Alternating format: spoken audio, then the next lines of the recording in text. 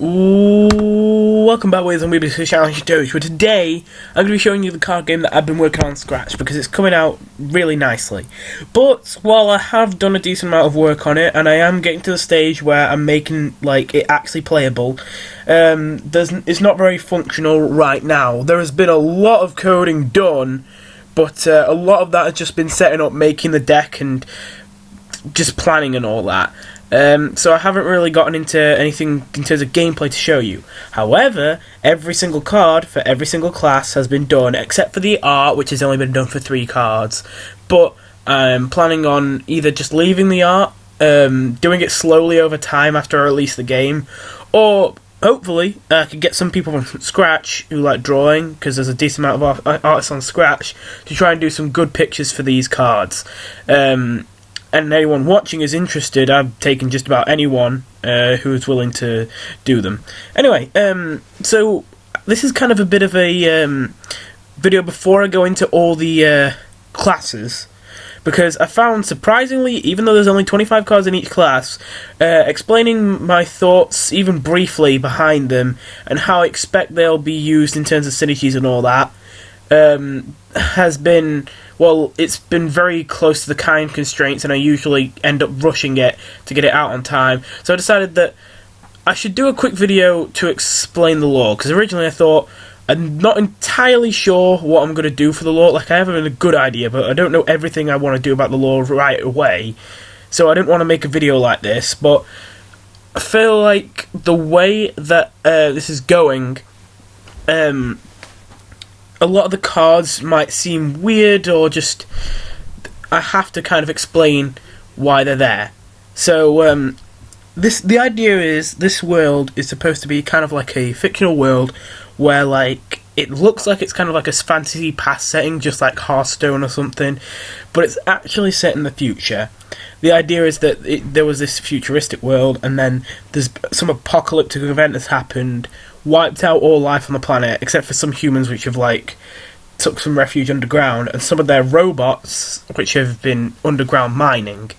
The humans go into cryosleep for thousands of years, and they wake up in the new world. Over those thousands of years, the bots are left alone, and they end up becoming independent. And when they come out, there are 3 new kind of types of creatures. There's the elementals, which are basically just like you'd expect in Hearthstone and all that. There's the monsters, which are basically animals of the new world, but they're so twisted from. I'm thinking it's probably going to be a nuke or something that would be the apocalyptic event. So all the radiation and stuff has twisted the monsters, so the animals, so they're basically monsters. And this 4th race, this 4th faction, the Alalons, which are half bird, half human creatures, which are they're basically the new humans of the world. They're the only new creatures that really have intelligence. That don't have anything like any of that, and none of that has come from the old world. In terms of the elementals, it's pretty basic. To be honest, the elementals are the ones probably with the least depth, both in card design and in lore and all that, although I might add more to it. They're basically just things with power over earth, air, water, and fire. And they're very protective of their sacred land, and these bots, with no comprehension of that kind of idea, has just been mining and not stopped mining, and they've mined into their land and disturbed their elementals and all that, which has gotten them mad at the humans and the robots, and just aggravated and all that. The humans have come into this new world, and while they're not just evil or anything, they are very skeptical that any of these races they'll be able to cooperate with them, and they're out to kill a lot of them. The monsters, there's kind of 3 different types of monsters.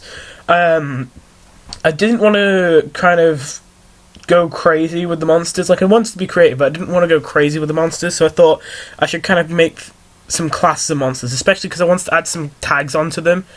And with humans, it's I give them the soldier tag and commander and support and all that. That makes sense. Elementals, I give them earth, air, water, fire.